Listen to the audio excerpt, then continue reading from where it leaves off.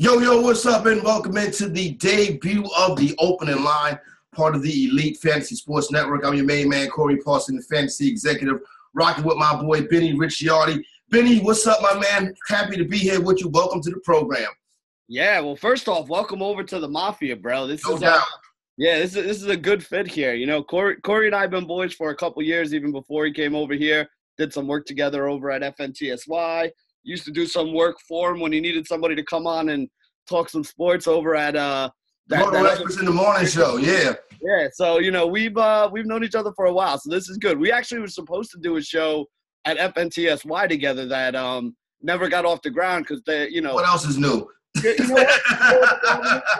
There's only so many people that can talk about sports and do it like we do it, and you know they couldn't put all the superstars together, so they had to split us up on different shows. Matter of fact, they split all the superstars up. You're right about that, Benny. But we're not going to get into that. You know what I'm saying? Here to have a good time today. Obviously, a good day to be doing it and kicking it off. Had Selection Sunday yesterday, one of the high holy days in sports. So the NCAA tournament brackets is out. So we'll go through some of the topics surrounding that and all of that good stuff. Talk about some NBA. I got an NFL topic I want to touch on right quick a little bit later on in the program. We'll give it our big piece of chicken, which is our player of the day or weekend award or whatever the case be, the personality in sports. Mm-hmm. But Benny, I got to start with something that took place this morning. And I was getting ready for the program, woke up early, was doing some reading. Like I said, I'll get into some of the stuff I read a little bit later on in the program today. And me, I'm a prop broadcaster. I like to have props. I like to be able to show the audience stuff physically. Okay. So I said, you know what? I'm going to go get the Daily News because I don't buy the New York Post because I don't want to see slander. So I'm saying I'm going to go get the New York Daily News, and I'm going to show the Opening Line viewers the back page of the Daily News. The problem is, Benny, is no Daily News here because I walked 6 city blocks and it got to be 20 degrees outside this morning. And guess what? I could not find the newspaper. Now, normally the Daily News is one that's out there. Is there a reason they didn't have one out here today, or do you think everyone just woke up this morning and bought the news? They don't. The stores in my neighborhood do not sell the newspaper. That's kind of weird. I mean, normally I stop when I have time. I normally stop. There's a little bodega up the block from me. I get my coffee, I get my buttered roll, I pick up whatever newspaper I want. I didn't stop today because as I was telling you, I had a little bit of an issue this morning with one of the kids. But you know, that's weird that there's no Daily News today. Yeah, no, it's crazy. I couldn't find a newspaper, Daily News, to post nothing. I went in 6-7 stores, which is crazy that there's 6-7 bodegas in a 6 blocks radius. You know what I'm saying? I'm on both sides of the street, the uptown side, the downtown side. And nobody sells a newspaper. So I'm like, maybe business. There's a lot of white people moving into Harlem lately. You'd think they have some newspapers in the morning. I don't know. You would think that they like to read. You know what I'm saying? Colonizers don't read the newspaper either. I was going to say, what are you supposed to do? I mean, I see them all on the train with their news. You know what it is? Everybody's got the phone now, man. You can get all that stuff on the phone right now. So people don't want to buy and walk around with a newspaper. It's unfortunately, it's a dying art. No doubt about it, but I did pick up some other stuff from the bodega on my way back, so we'll talk about that a little bit after the program. You know what I'm saying? Anyway, Benny, let's get ready to hop into it. Selection Sunday, NCAA tournament, March Madness, one of the big days in sports, two of the bigger days in sports coming up this Thursday and Friday when the Madness officially assumes and kickoffs. But let's hop right in and talk about some of these number one seeds. I don't really think it's a ton of debate on the one seeds. You get Duke, North Carolina, Virginia, 3 teams out the ACC, and then Gonzaga, who I'm not a big fan of. I know a lot of guys on Twitter and stuff, Brad Emmons, a lot of people like Gonzaga a lot this year. I'm not the biggest fan, but the ACC, Benny's still rolling strong, getting 3 teams dropping those number one seeds. I mean, rolling strong, 3 number one seeds is ridiculous. Crazy. Now, the ACC is a conference that has had multiple number one seeds before because, just think about all those Duke, North Carolina years back in the day. And, you had some other teams, the Wake Forest, the Georgia Techs, the Marylands, who have been good and bad at time to time. Even Virginia right now, last couple of years is on a pretty good run. There's a lot of – I hear the SEC people kind of complaining. I hear some of the Big Ten people kind of complaining. But, to me, Duke is clearly the best team in the country with Zion Williamson healthy. The only 2 teams that gave them a really good game this year, and, other than – would they lose? I think it was Florida State was the other one. Florida State is tough. Yeah. So, you could arguably say 4 of the best teams in the country are all in the ACC this year. So, I mean, when you start looking at power rankings and all the things that go into how everybody got the 1 seeds, I mean, is it really that big a surprise that 3 of them went to the ACC? No, I don't think you can. Obviously, North Carolina and with the victories over Duke. Gonzaga also has a victory over Duke. Gonzaga with losses to Tennessee and North Carolina. Also, other than that, they play in that weak conference, which they lost in the conference tournament. So Gonzaga gets in. Not to mention you got the 3 teams from the ACC, Benny. Hey, listen, I don't have no problem with the selection committee and the job they did. I'm not that bracketologist guy. I'm not Joe Lenardi. I'm not going to sit up here in front like I got the RPI and the BPI and this PI. That's not my gig. That's not my thing. College basketball fan, watch a lot of ball. I don't have a problem with the way it went down.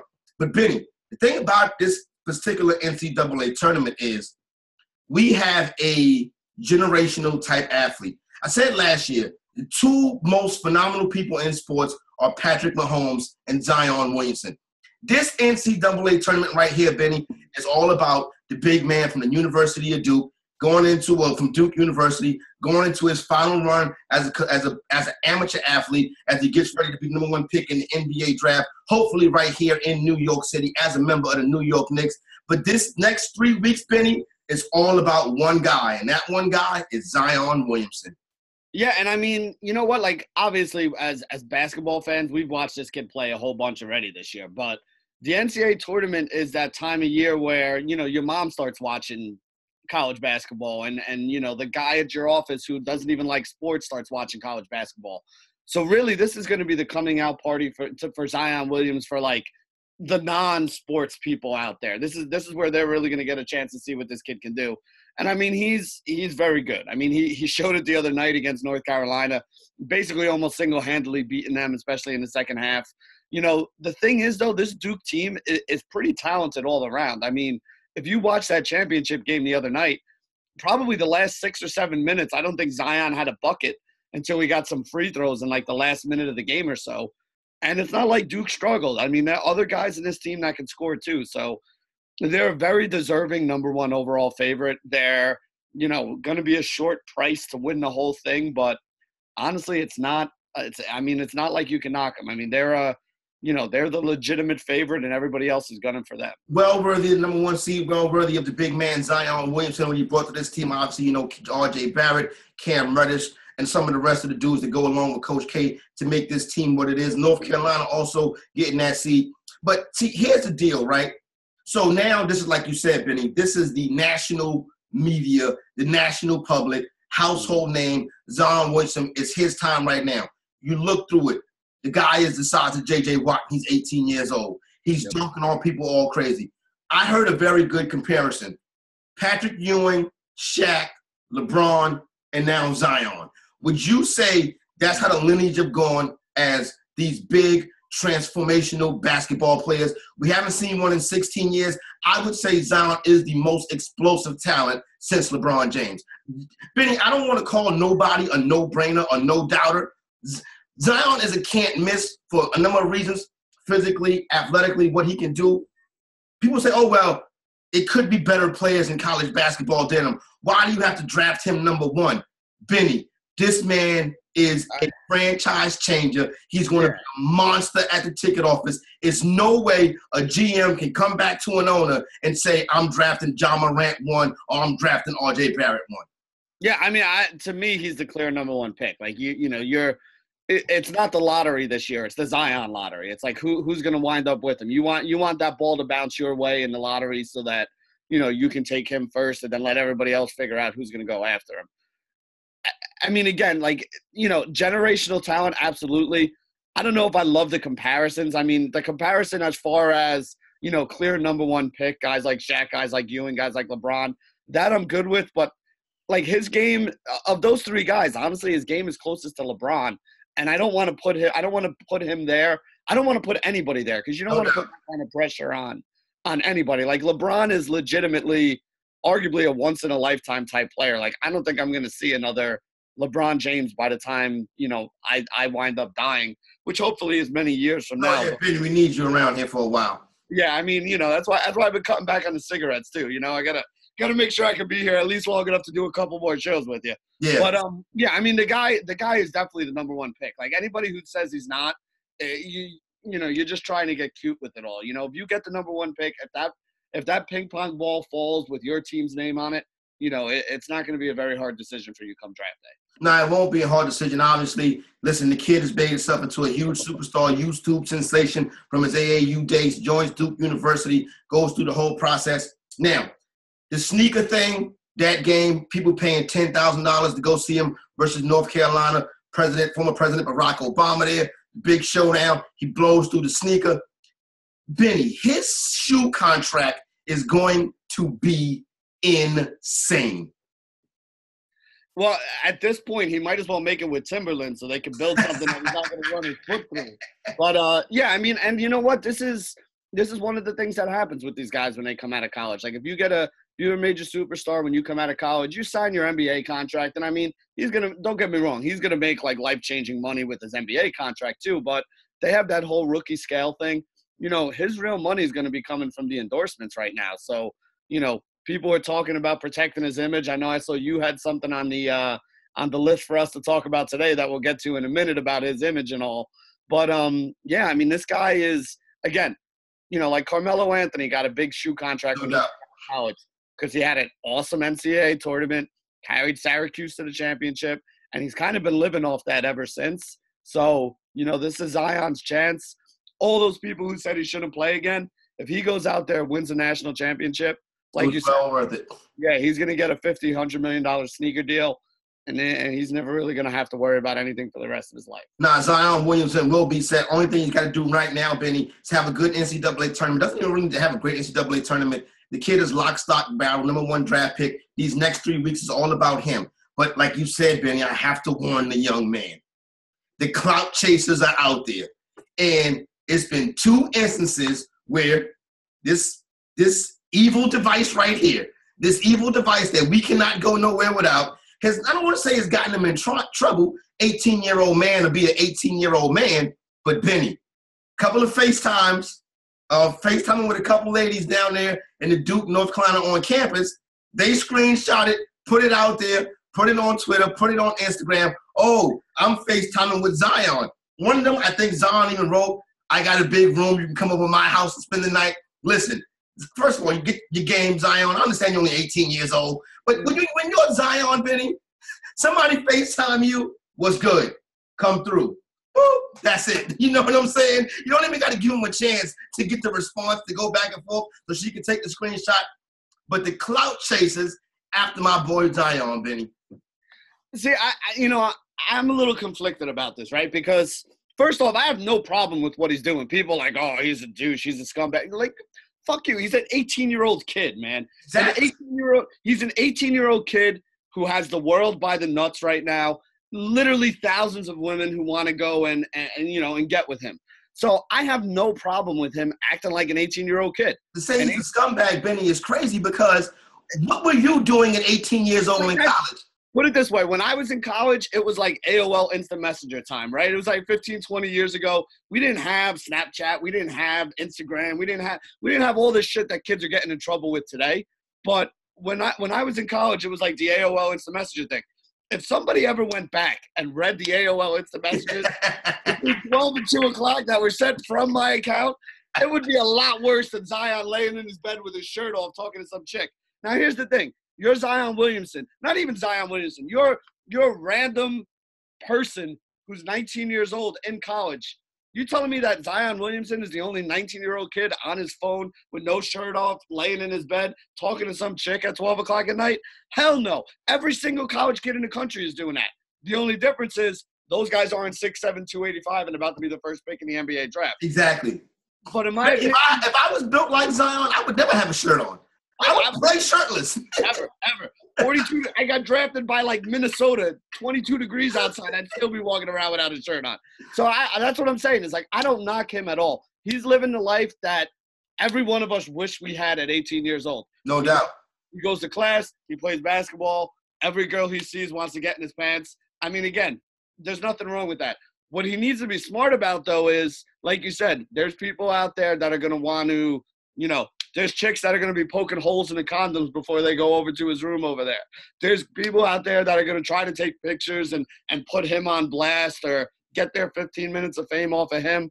That's the thing he's got to be a little bit careful about. But, Man, I'm not going to knock an 18-year-old kid for living the way any of us would have been in that. Exactly. I got no beef with Zion. Like you said, it's many different ways to send a message to say that you up. You know what I'm saying? And we all know what that means. But this young man, 18 years old, got no problem with what he's doing. But Zion, be wary of the clout chasers. But see, Benny, the thing about it is, as an 18 years old on campus, you think everybody's your friend. You think nobody's going to do this to you. What you will learn is the fact of the matter is people out there that's going to use you to raise their clout, and you have to avoid those pitfalls, young man. But other than that, I got no beef with – listen, 18 years old, 6'7", almost 300 pounds. Let me tell you something. That thing got to eat. You know what I'm saying?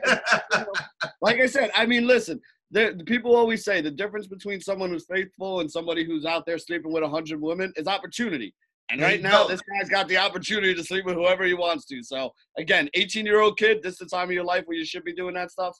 I ain't going to knock him. I'm more pissed off at the people trying to take advantage of him right now. It's, it's just a douchey thing to do. But, hey, that's the world we live in nowadays, It's going to be interesting to see what agency he signs up with. Obviously, Rock Nation is going to be involved. Obviously, you'll have Clutch Management, Rich Paul and that group, CAA. So it's going to be a lot going on. Or maybe he puts his own team together. We'll see how the young man will carry it because like he's always said, listen, playing basketball in high school, AAU, college is fun. When you get to the next level, it's a business. And I think that Zion will be doing himself a good favor to get the right people in his corner to make sure that these mistakes don't end up hindering him down the road because we see a world-class talent right here who is going to take the nation by storm with his dunks, his personality, and all that stuff in the next couple of weeks. I want to transition right quick to get off of Zion. Yesterday, Benny, the brackets come out. I'm downtown. I had some auctioneer duties for the NFBC. So I do my final auction. We wrap up around 5:30, and I'm like, yo, I was with your boy Adam Ronis, you know what I'm saying? Right. Like, yo, what time we got to get back? I got to get back uptown. I want to see what's up with Selection Sunday, get my brackets together, start taking the first look and stuff like that. No brackets come out. Shoot back uptown, hop on the train, get to the crib. Selection Sunday show is already on, so I'm like, okay, I'll just wait. The show ends. I get my invitations, you know what I'm saying? I go look at the bracket, and I'm checking out the brackets and stuff like that, Benny, looking at this side, I'm looking at that side, which I do got a couple interesting things I want to talk about how the brackets were put together. But right there in the middle of the bracket, where it says, Final Four and Champion, below that, the NCAA has a logo, and it says, don't bet on it. And I'm thinking to myself, don't bet on it? You got to be effing kidding me. What do you think this is for? To bet on it, you know what I'm saying? You're doing yourself a disservice. It goes from the $5 office pool that Tim and the accountant may win all the way to the homies, the DJs at the FanDuel Sportsbook. The NCAA tournament is about betting. And those corrupt people in the NCAA, very corrupt people in the NCAA, they have the audacity to smack that, don't bet on it, on the bottom of that, Benny. What are these people thinking? You know what? I mean, again, this is part of my problem with the NCAA is just the hypocrisy of it all together. You're going to make millions of dollars. CBS offered you guys millions of dollars, billions of dollars even, is what it's all going to wind up with at the end of this whole contract for the NCAA tournament. Why does everybody love the NCAA tournament? Because right now, as we speak, as you and I are doing this show, my wife is texting me, which is what that random phone call sound in the background was a couple minutes ago. Hey, can you help me fill out my bracket? They're doing a bracket thing at work. And I'm sure that whoever your wife or husband is, whoever your boys are, like you said, you're getting the text left and right. There are literally thousands of people running NCAA pools this week. The reason why the average fan, like you or I, are going to watch these games anyway. Yep. The average fan who's not a huge NCAA basketball fan, not a huge sports person, not a huge basketball fan, the reason why they're going to be watching these games on Thursday and Friday is because they're going to be sitting there with a little piece of paper, clicking off, oh, I got that one right, I got that one right, I got that one right. So when you're basically an organization who relies on people gambling in order for your sport to grow, it's pretty, it's hypocrisy for you to sit there and throw a don't bet on it thing on there right there. That's just – it doesn't make any sense. This tournament, like you said, Benny, got money from CBS. This is the same CBS that has a pay-for website called CBS Sportsline where you pay for picks from their expert. They have a streaming network, CBS HQ, where they have lines and odds and talk strictly about fantasy and gambling on that same network. And you got the audacity to take these people money, but tell everybody not to bet on the NCAA tournament. Benny, just like you, just about every female I know is going to text me at some point today and it's going to be like, yo, you got tricks for the bracket? Because I'm trying to win this joint. That's what it's about. It's not about your alma mater. It's not about rooting for this mascot. It's not about something cool to watch on a Thursday night. It's not about day drinking. Well, maybe it is about day drinking. Well, all right, I'm not going too far here. It's not going too far. There's a couple other things. Yeah. Day drinking is about that too. But this is solely about gambling purposes. Don't get me wrong. I'm not saying we're running an offshore book. Your little $10, $5, $25 that you put in the office pool, but that's wagering on it. That's crazy, Benny. Crazy talk from the NCAA once again. That's why everything that comes from the NCAA goes one in and out the other. I mean, again, like, you know, we could do a whole show on the NCAA and all the no doubt. And all the, you know, the stuff that doesn't make any moral sense and things that they do. But when it comes down to it, you know what? The NCAA is a business. And, you know, to play devil's advocate, not that I agree with what they're doing here, but just to kind of give people a reason or an idea of why they're doing it. It's the same reason why the NFL and the MLB are kind of talking to these, you know, the government and all these other companies out there. They want to cut. That's really what it is with the NCAA. They're there, don't bet on it because they're trying to get a cut. So, I mean, if you're talking about hypocrisy, there's nothing that's a bigger hypocrisy than that is you're telling people not to bet on it because you're not making any money on it. And that is really about as bad as it can be. But capitalism, corporate welfare at its finest, once again, is what the NCAA is engaging them with this thing. But listen, you should bet on it. You want to bet on it. And the way you do bet on it, especially if you're a novice, you head on over to guruelite.com. Sign up for the NCAA betting package, the best price in the industry. You guys over there get you right. If you like betting live while you're at home, you go into the chat. My man, Fried Egg Paulie is in there handing out those live bets. So you can bet all day, all long. Head over to guruelite.com and sign up for the NCAA premium betting package. Right here, my man, Corey Parson, Benny Ricciardi, the opening line right here, debuting on the Elite Fantasy Sports Network. Benny, a lot of cats out there. Like, I got a main bracket I do that I participate in. I bought 2 sheets. Matter of fact, my league has a 2-sheet maximum, right? Okay. I haven't really nailed it down yet. I'll wait till after the first 4. I'll nail it down. I'll insert my 2 sheets. But, Benny, there's a lot of people out there that are, I'm a 1-sheet guy. I'm a sheet of integrity. I only like to do 1 sheet. It's only, 1 sheet's the way to go. 2 sheets salts the game or messes the game up. Benny, let me tell you something. 1-sheeters kiss my ass. If I want to do 14 of these joints, I'm trying to win the joint. You know what I'm saying, my man? Benny, are you a 1-sheet guy? No, I mean, listen, you fill out your 1 sheet when you do, like, your bracket on, like, all these websites where you're only allowed to fill out 1 sheet to win $1 million or exactly something like that. That's where you fill it out. But you know what? I'm a daily fantasy player. That's my bread and butter. Right? That goes against what you are. Well, I mean, you look at it, it's the same argument that people make. Oh, guys that multi-enter suck or blah blah blah. I only put in 1. If you're putting 1 entry into a multi-entry tournament where other people have 150 entries, you're a moron. You're wasting your money doing that. Now, if you're in a league like you said where it's a 2-sheet max or a 1-sheet max, fine, I'm good with that. You throw your 1 sheet in, it's me against you against them.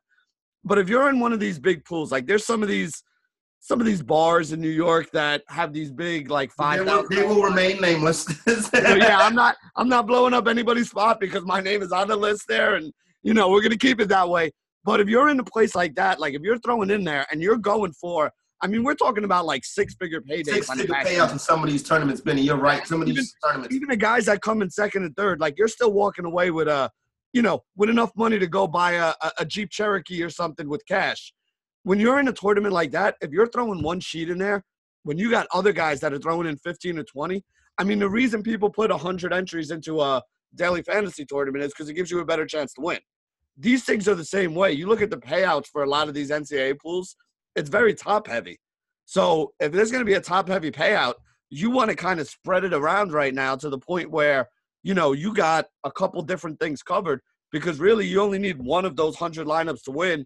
and you're gonna make money. Whereas if I just throw one lineup in, hell, you could throw one lineup in from now until the time you die. You could live another 50, 60 years, and you might never even sniff a top 3 or 4 there, which means you're just making a $5,000 donation every year. So if you're going to do that, if you're going to go into some of these high buy-in, kind of pools that have, 5, 10, 15,000 entries into them, you need to make sure that you're, covering all your bases. If you're putting the 4 number 1 seeds in the Final Four and you got Duke to win it, and that's your sheet of integrity, good luck there, buddy, because you ain't making no money. You're not going to make no money off of that one, but what you can do is enter the Elite Fantasy $1 million Perfect Bracket Challenge. Go over to @GuruEliteDFS on Twitter. Get your information right there. Don't win a shot. You could win $1 million. That is the Elite Fantasy $1 million Perfect Bracket Challenge. Listen, you may say, well, you can't hit a perfect bracket. You never know, though, son. You know what I'm saying? You never know. And you only got to do it once to be a millionaire. You're going to be like, I hit the perfect bracket, and then you miss out on $1 million. So go on over there right now. Find information at Guru Elite DFS on Twitter. That's the Elite Fantasy $1 million Bracket Challenge. Obviously, NCAA tournament coming up, Benny. You know what, Benny? Let me ask you this. Speaking of day drinking, because we used to do this show on SiriusXM Fantasy, right? Mm-hmm. Telling on myself a little bit. Called the Fantasy Funhouse. It was like the second hour, or the third hour, and fourth hour of the Roto Experts in the morning. I've been on it once. I think I actually even co-hosted it one time. You actually did, as a matter of fact. You certainly did. Now, I do remember that in that little small booth. Me and my man Nando DeFino, Benny, you talk about Hamlet at 3 o'clock in the afternoon, bro. Staggering. 3 o'clock in the afternoon. You know what I'm saying? Like, where am I at? Where am I at? Legendary day drinking. Benny, I would like to invite myself to your house on Thursday for some day drinking, because you're in New Jersey. I'm in New York. I can't bet live in New York. I can bet live in New Jersey. Benny, I'll bring the goodies, and you just bring some beers. If not, if you don't got the wife and the kids there in the daytime, Benny, we day drinking on Thursday, my man. We can do it Thursday, Friday. It don't make a difference. Honestly, right now, I even got an extra bedroom open, so you can just crash it. No matter how drunk you get, we good. But, yeah, I mean, you know what? It's funny that you actually mentioned that, because I'm almost 40. I'm getting close to there right now. When I was a kid, my mom played basketball in college. My dad ran the local sports program here, the local basketball program, AAU program and everything in our town. I never went to school on the first Thursday and Friday of the NCAA tournament. Like, it wasn't even a question. Like, it wasn't even like the only time I'll tell you this, the only time we went to school on this Thursday and Friday was when I was in high school, because we still had high school games going on if we were in the state tournament. No doubt. So basically my sophomore, junior, senior year, we were still playing right now. So if I didn't go to school, I wasn't going in. But when I was a kid, like from like 4th, 5th grade on, we would just stay home and watch the NCAA tournament with my parents all day long. Like, my dad would go in early to work. He'd be home around 1 o'clock, order pizza, sit on the couch, and we would just watch basketball games all day long. So, I do the same thing with my kids. But if you're coming over on Thursday, I'm sending those motherfuckers to school. Send them to school, you know what I'm saying? Send them to school. It's grown folk business taking place at the crib on Thursday and Friday. Now, it's funny you mentioned that, because I went to high school in the Bronx, big-time basketball high school, St. Raymond's High School for boys, in the CHSAA, which has been known as the Baby Big East. So we would go to high school, noontime came, every television in every single classroom was on the NCAA tournament. Yeah. That's just how we roll. And I've been doing that way ever since. So that was fun. When I was in high school and we still had games going on and stuff like that for the state tournament, all the guys on the team would get hall pass right around like 1 o'clock in the afternoon, and we'd all wind up in coach's office. So we would all just go to – our coach was also our basketball coach was also the gym teacher. So he had like a little office in the back of the gym, and they had the TV set up in there. And it was funny because we'd walk in there, and half the teachers in the school would be in there too. I'm like, man, why do we even have school right now? Like, if they're all watching, we're all watching. I'm like, what's the point here, you know? Nah, no doubt about it. So definitely enjoy it, and we'll enjoy it too. But matter of fact, you want to get in and make a couple dollars, remember, GuruElite.com is the way to go. Sign up for that betting package over at Guru Elite. Get you right for the NCAA tournament. You can make a couple dollars on your bracket and make a couple dollars game by game. One of the marquee matchups, I believe it's going to be on Thursday night. It's going to be in Hartford, Connecticut. You got 2 NBA point guards going at each other.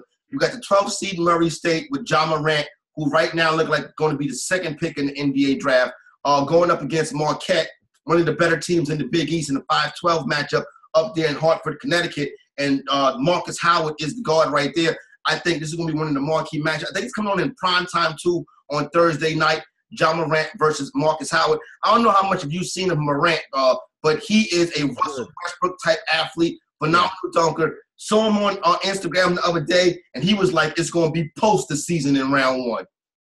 You know, I mean, my favorite games are the games that are like the 5-12s, the 6-11s, because a lot of people need to realize why those games are so good, too. You got about 20-something automatic bids that go out there, right? So when you start putting all those teams into places, the worst of those teams end up as like that one automatic bids end up as like 14, 15, 16 seeds. The best of those teams that wound up with automatic bids usually wind up with around a 12 seed. So when you look at a 12 seed, you got to think this is the best of the teams that probably didn't have the, you know, the RPI, that didn't have the big like tier 1 wins against the high schools. But I mean, you look at some of those teams that are in that 11-12 range, like these are teams that are 28-4, 29-5, you know, teams that have a chance to go and make some noise in this tournament. So, I mean, there's going to be some really good 5-12 games. There always is. And, I mean, that's one of the things that people say, like every year there's a 5-12 upset that, you know, some team that's a 5 seed, that's a top 25 team in the country, gets knocked out by some team that nobody's ever heard of. But that team that nobody ever heard of is probably like, you know, undefeated, 1 loss in their bracket, won their conference tournament, and finished the year like 27-5. Those are usually some pretty talented teams, and those are usually teams that make some noise in the tournament.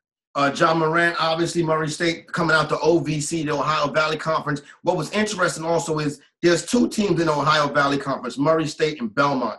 Both of these teams had NCAA tournament resumes, but only one team could win the conference championship. Morant and Murray State, they win the conference championship, but Belmont actually gets in playing in the first four, up against Temple. Belmont, another team, will slide into an 11 seed. You know what, Benny? They also can make a Sweet 16 run. Good, very good basketball team in Belmont. A lot of people say, well, Dick Vitale, old ancient ass, was on TV last night. Oh, I don't like how they did the mid-majors. The mid-majors only got 5% of the at-large bids. But they got the at-large bids. So Indiana, or you know, and some of these teams that got kept out by Texas Alpine Christian, they're taking a spot, Dickie V. So really, 23% of the field go to mid-majors.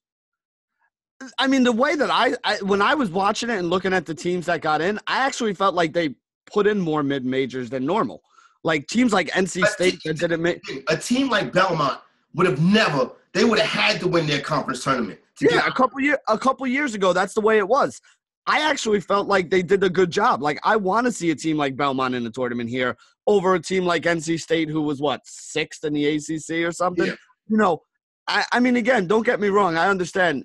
You know, NC State's going to have 10 losses because they played Duke twice, they played Carolina twice, they played Virginia twice.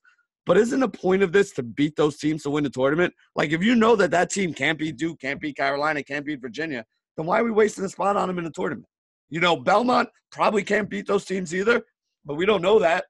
And I'd rather see them get their chance to go up against and knock off a Goliath than see NC State go get blown out by 20 again. You know what I mean? Exactly. 100%. I agree with you on that one. So I don't think it's nothing to complain about when it comes to that point right there. So make sure that you keep it locked in right here, Elite Fantasy Sports Network, as we get you ready for March Madness and beyond in 2019.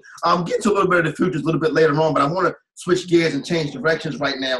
Obviously, big weekend in the NBA as we get ready to wind down and head into the NBA playoffs. And big game yesterday between the Sixers and the Bucks. The Bucks go in there and get the W. The Sixers go in there and get the W despite 52 from Giannis. I think we got a potential second round 7-game series right here with these two teams, Benny. I got to be honest. I think that in a long series, I think Milwaukee beats them. I agree. And I think the reason why Milwaukee beats them is Milwaukee plays defense. The Sixers really don't. Now, you might not have known it from the game yesterday and some of the games the Sixers playing, but you know, Milwaukee, to me, like anytime you get Milwaukee at home, they're really good. the coaching switch that they made, I know a lot of people think Jason Kidd was a good coach. Jason Kidd is a shitty basketball coach. I'm sorry. I said this when he was with Brooklyn. I said it when they signed him over there with Milwaukee. He did a lot of dumb stuff. He did a lot of dumb stuff with personnel as well. Like there just wasn't a cohesive thing there. They were one of my favorite teams this year. If you look at the, NBA betting package, the Milwaukee Bucks are one of the teams I put a future bet in at the beginning of the year. And I think they're already over the win total that I needed for him. And we still got like 2 or 3 weeks left. Budenholzer is a very good coach. He was a good coach with the Atlanta Hawks when they didn't have talent, and he was still able to help that team win. He is a guy who, he comes from the Greg Popovich coaching tree. He knows what the hell he's doing. He's going to be a good playoff coach. Like, I really like this Milwaukee Bucks team. To me, the Milwaukee Bucks are the best team in the East. Can they win the East? See, being the best team in the East and winning the East is different because Boston has Kyrie Irving, Toronto has Kawhi Leonard. Those guys are NBA champions. Milwaukee doesn't have that on their team. And that's true. But again, it's not like Kawhi won it with Toronto or Kyrie won it with Boston and these guys are coming back and you got 10 champions on the team. Like, you got one guy on each one of those teams that has kind of been there before. You look at a lot of that Boston team. A lot of that Boston team is young. I mean, you got Horford, you got Kyrie, but you start looking at the Jaylen Browns and the Marcus Smarts and the Tatums. I mean, like, a lot of these guys are still on, like, their first rookie deal or are still on, like, 3 or 4 years in the league.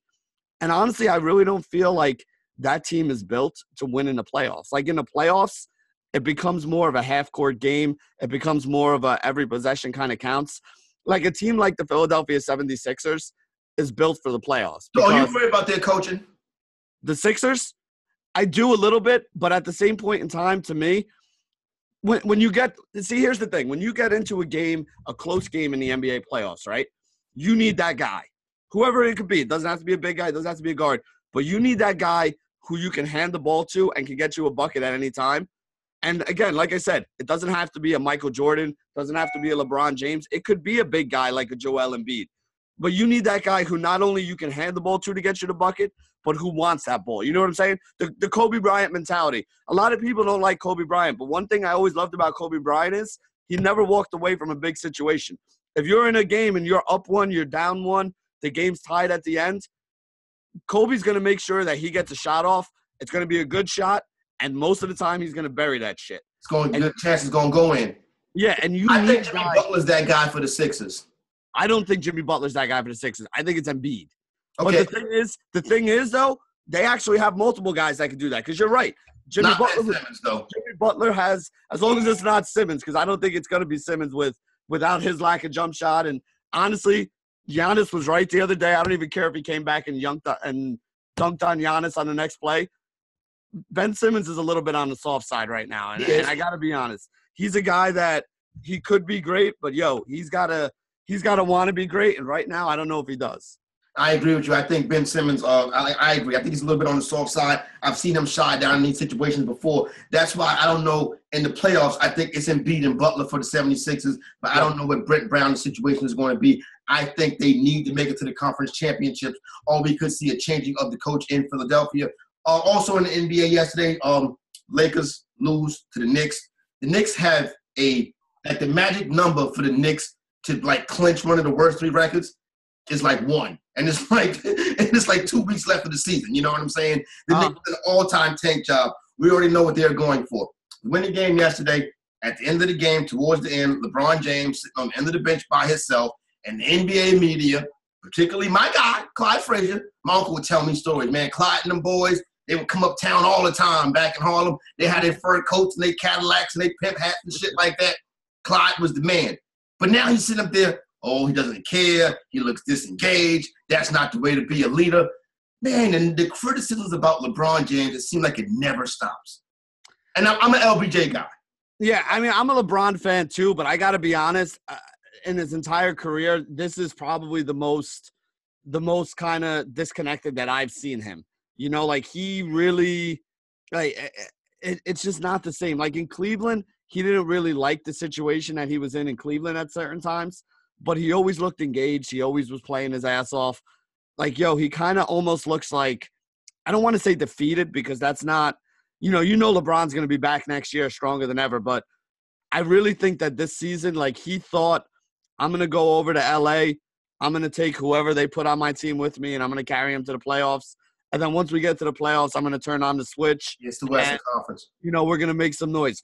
And you're exactly right. That's the exact reason is this is the difference between the West and the East. I mean, the Denver Nuggets missed the playoffs last year. The Denver Nuggets would have been, you put them in the East playing the schedule that some of these other teams were playing, they would have been a 3 or 4 seed in the East last year. So I'm not knocking the East. I'm not one of these people, East, the basketball in the East sucks. The basketball in the West is so much better. East playoffs are going to be lit. But it's deeper. The West is just deeper. Like, you're not going to go in there with one guy. And the other thing, too, that people forget is, like, they were doing fine until LeBron got hurt. I agree, Benny.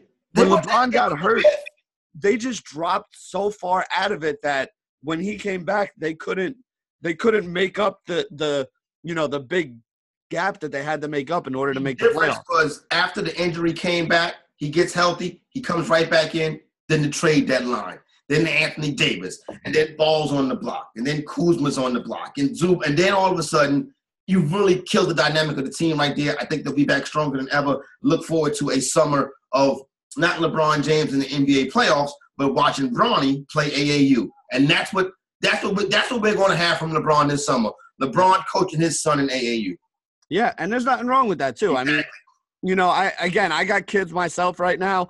The nights that I'm not in chat with you guys when I'm talking about NBA basketball, it's usually because I'm driving my kid to a basketball game, or I'm taking him to a baseball practice, or I'm doing something like that. So I'm never gonna knock a dad for being there for his kid. That's that's one of the things that I enjoy. I actually enjoy watching my kid play more than I enjoyed myself playing back in the day.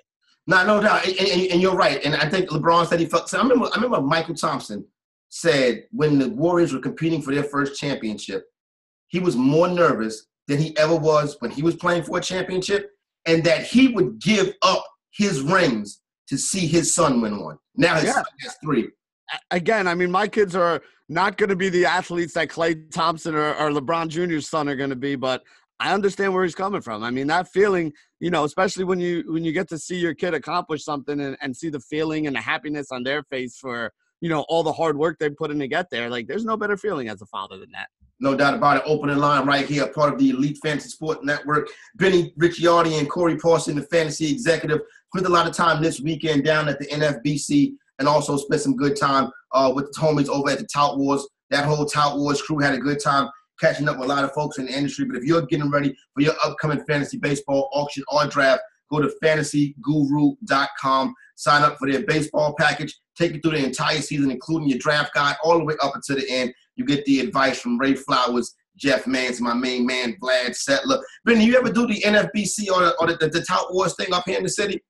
I usually don't go and do the Tout Wars stuff because I do DFS basketball, and those guys start drafting. They draft 2 or 3 months. They start doing their drafts in like January and February and stuff like that. I literally start looking at that stuff around now. Yeah. So like I'm getting ready. I always play. My favorite is the NFBC cut line. Yeah. Because for baseball with the cut line, there's like only 2 fab periods, and the rest of the time it's just best ball basically. So they take your best players, they put them in there on the lineup. So I do a lot of that stuff because once baseball season starts again, I go from DFS basketball straight into DFS baseball, and I'm playing basically every day. I mean, the one day I usually take off one day on the weekend, whether it's Saturday or Sunday. No doubt.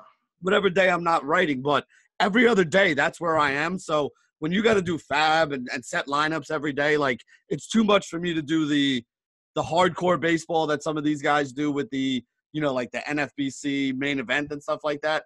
The only way it could work for me is if I have a partner who's not a big DFS guy that's going to be there. That's willing to sit up there and run the fab and lineups and running all that stuff for on me. Sunday night to get the lineups together and stuff like that. And I agree with you 100%, Benny. Best ball is the shit. You know what I'm saying? Oh, I love it. Yeah, but see now with the cut line, that's a points league, right? So you can that's a best ball points league. Yep. See, you can't do best ball in Roto because there's no way to optimize Roto. You know what I'm saying? Mm-hmm. And I'm not sitting up there 2 and 3 hours on a Sunday night in the spring in the summertime setting those lineups. But you know what I'm saying? But you are a fantasy baseball enthusiast. It is fantasyguru.com. Man's Flowers and Settler, got you covered on that front right there. But it was a good time this weekend running into some of the homies, you know what I'm saying? Oh, yeah. So the All-In kid, Jake Seeley, saw DVR, Derek Van Riper, shout out to him with his new endeavors and his new opportunities. Saw Joe Pisapia, had a good time with them, all the cats, Matt Deutsch, everybody from over at SiriusXM Fantasy, my main man, Justin Fencerman. So it's a good time having a couple beers and stuff like that, and also stepped outside with a couple of cats. They will remain nameless, you know what I mean? Shout out to my OG, my main man, what's my OG? My OG, Gene McCaffrey from Wise Guy Baseball. He always come out to the city once a year for the Top Wars joint. Some of the old heads, you know what I'm saying? Lenny and Andrea and that whole crew right there. Shout out to them. As far as NFBC weekend, it was dope. I was the auctioneer, Benny, for 4 leagues. And that's a lot of talking, bro. You know what I'm saying? There's a lot of talking, man. The halls and all of that going down last night. The auctioneer gig is cool. I mean, it gets long. Mm-hmm. I'm not ever going to be like, listen, I tell them straight up, Benny, like, listen, this is not going to be 5 hours. You know what I'm saying? Like, I would appreciate going that. Once, going twice, so you know if you're going to buy the player or not. You know what I mean?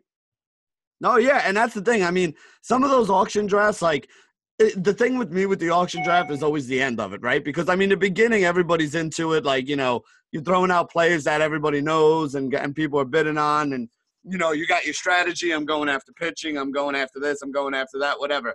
You start getting down to the end of those drafts, though, and it's just like, $1. All right, I'll pay $1. You know, like – the end game. Yeah, the end game is tough in those things. So, you know, they go long. I'm not a huge auction draft guy. I like them more for football than I do for baseball. No doubt. The baseball ones for me, I think it just takes too long because the rosters are usually so much bigger than it is in football. But I do like the format of the auction draft. The format is nice. No doubt. Listen, it gives you have the whole team is at your disposal, the whole board's at your disposal, and you can just put together the team any kind of way you want to, kind of really give you that general manager feel, even though you're not doing it, keep a dynasty style. So there you go with that right there. But it was good times. Shout out to all the homies over there, my man Matt Medica, Brian Ambrose, the whole crew came on. I had a good time chilling with those cats this weekend. So, Benny, like I was saying earlier, I was doing some reading this morning, just going through some stuff on the internet. Seeing what we could talk about and stuff like that, because I'm a reader, you know what I mean? I'm an educated young man, you know what I'm saying? I was looking for the newspaper this morning, I couldn't find it. I was very hurt by that. But I came across, everybody knows Peter King, you know what I'm saying? Monday morning quarterback for years. Has his new article now they put on NBC. I think it's called like Good Morning Football or Football Morning in America or something like that. And I'm reading through a lot of these bad takes because Peter King's 70 years old. I don't know what the hell he's talking about. To me, he's kind of disconnected old man. And he writes about female employees, not employees, but female members of the media that cover the NFL. And he was like, I don't understand why they are wearing cocktail dresses. He's like, the men are all there, professional suits and ties. And the women look like they're going out for an evening. He's like, I don't know. He's like more or less saying, you know, are these executives telling them to wear these cocktail type dresses, these outfits like they're going out? He's like, if they are the media executives, they shouldn't. If they're doing this themselves, it's not professional. And I'm reading this and I'm thinking to myself, Peter King, you're an effing hater, and I wish you would shut up. Would you shut your stupid ass up? First of all, they can wear whatever the F they want to, Peter King. Who made you in charge of women's fashion, Peter King? You know what I think it is, Benny? I think what are we talking? Simply talking about Josina Anderson. And the reason why I think he's talking about her is because I think that these female reporters are out-scooping Peter King. And he's thinking the only reason they're out-scooping me is because they're dressed in cocktail dresses and the players want to talk to them. That's what I think he's really getting at. Well, I mean, do you think that we've now reached the point where, you know, basically these guys just the game has kind of passed them by? And, you know, like, I mean, there's still some guys out there in certain sports that are male reporters that are, you know, out-scooping females left and right. I mean, there's no female equivalent to Woj in the NBA. No, it's not. You know, there's nobody even close to him. So I really think, like you said, it's kind of just sour grapes out there right now. Is you're looking for an excuse of why you haven't been, you know, doing your job as well. Well, there's a lot more competition right now, whether it's from men or from women out there. and you're just an old guy who doesn't relate to these players. And, he writes some articles that are a little bit critical of some of these players as well. These players can read. They're reading the same things that everybody else is. You go out there, you write a story where you cut down somebody or you go after somebody, guess what? Anybody who played with that guy in college and read that story, anybody who plays with that guy now, you think they're going to give you a scoop the next time that they have something? Hell no. They're going to go to somebody else who, hasn't been a dick or hasn't kind of screwed them over in the past. That's just the way the world works. So exactly. They don't understand today's athlete. They're losing their grip on jobs they've had for 20, 30 years. He even wrote in the article this morning, Peter King. He was like, people always mention, well, look at Ben Roethlisberger. He goes, well, did Ben Roethlisberger quit on his team in week 17? Did Ben Roethlisberger leave $14.5 million on the table? No, but Ben Roethlisberger didn't like the play call and fumbled on purpose. He did that. You know what I'm saying? I don't see you mentioning that. Now, so basically, it's like within the span of 12 hours, I had to deal with Peter King and Dick Vitale. And I'm like, it's time to start pushing these guys out because their jealousy towards newer people, younger people is starting to show, Benny. Well, I mean, and it's not just them two. Like, there's a lot of guys in the sports media who've been around for a long time and have done things a certain way. Mike Francesa. Yeah, I mean, that's another great example. I mean, even guys like, when you watch ESPN and you watch like Pardon My Take and all that stuff, you're seeing guys now who like again, even the way that we analyze stuff for fantasy and all that has changed over the last 5 years, like rapidly. 5 years ago, there were very few people talking about XWOBA and XFIP and things like that. And now it's, if you're not talking about that stuff, if you're still talking about, ERAs and things like that, people are kind of like, all right, this guy doesn't know what he's talking about anymore. And it's a major problem that there are certain people who still think that, Mike Francesa is right and the Giants are better off with Eli not having Odell Beckham. Like, there's been mountains of evidence that have proved why this is not the case. And yet you still have people making that same case and that same argument like, well, I know better than you guys because I've been doing this for 30 years. Yeah. It's like, no, the fact that you've been doing this for 30 years is amazing to people like us who actually understand how wrong the statement that you're making is. 100% correct on that one right there. That's my main man, Benny Ricciardi. He handles DFS work over at GuruElite.com. As a matter of fact, he'll be getting ready for the upcoming Major League Baseball season. You want to get involved with that right now is a good time. DFS Elite Early Bird Fantasy Baseball Kit. For your DFS players, head on over there right now. You can actually win a free T-shirt and get a 10% discount. That is Fantasy Guru Elite DFS Early Bird Package for baseball. Hop on that one right now. Benny, before we get up out of here and put a wrap on our first program, I want to hop into some futures right quick, get your take on some of these futures. Let's start off with Rookie of the Year. Luka Doncic is minus 5,000. Trae Young, though, plus 1050. I think the award goes to Doncic, but Trae Young has really put on a push in the second half of the season. Yeah, I mean, to me, Doncic just had such a big lead at the time at the beginning. So I don't think he's going to get caught. But, hey, like I said, at the beginning of the season, people were like, man, they are stupid for making that trade, giving up Doncic and getting Trae Young. Right now, at the end of the season, I still think Dallas won the trade by getting Doncic. But the argument is a lot closer than it was at the beginning of the year. Neither team walked away with a dud. Nobody lost. Yeah, I think Young is good for what they want to do in Atlanta, and Doncic is good for what they want to do in Dallas. There's very few times, like the Indiana OKC trade, where Oladipo and Simone for Paul George. There are very few times where both sides of the trade, you can see both teams being like, "All right, we're good with this." I think that's another one with the Trae Young and Luka Doncic, where both sides are like, we're good with this. We're fine. No doubt about that. Right quick, let's do a couple NCAA tournaments. Duke plus 220, yes or no? I took it on FanDuel because they're doing something on FanDuel where you get, like, money back for every game that they win. I saw that too, yeah. Yeah, so I took them over there because I felt like that's where I'm getting my best odds on that. But normally I wouldn't take just the 2-1 team, although I do think Duke is the most likely champion. Gonzaga plus 600. I saw plus 750 I took last night, so maybe that was before everything came down. Wait, I looked at this morning. They made a drop this morning. Okay. Yeah, there were three. That was one of the three teams that I put a little side bet on. Gonzaga was one of them. I got it at plus 750, so I was happy about that. I'm looking at right now UVA at plus 850. Okay, that's actually more. I got UVA was another one of them. I got them at plus 752. So I'd obviously take the plus 850 on them. That's the second team. And then there's one more who, you'll probably get to them, but if not, I'll mention them because they're mine. North Carolina at plus 950. Again, I'm a huge Carolina fan, but I didn't take them. I don't think they win a national championship. Michigan State plus 1,400. That's my other one right there. You know what? I will say this about the bracket. Michigan State does have a beef. Michigan State should not be in the 2 seed in the same region as Duke. That's not right. Michigan State, Big Ten champions, beaten Michigan 3 times. Tom Izzo's team had a very good season. They should not be in the same bracket with Duke. That's not fair. Now, what I will say is Michigan State is also a cesspool of what's wrong with the NCAA, and maybe they don't want them in the Final Four. Mm-hmm.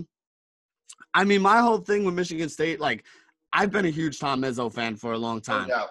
And he's a great tournament coach because he's a great X's and O's kind of guy where he'll get them ready. And the other thing I love about him is basically defense and rebounding is what he preaches. We'll put the ball in the basket, we'll do all that. But when you get into the NCAA tournament, when you get into some of these ugly games, when you force the team to play a little bit more half court, the things that win those games are defense and rebounding, which is why he's had so much success in the tournament over the years. So always been a big Michigan State guy, always been a big Tom Izzo guy.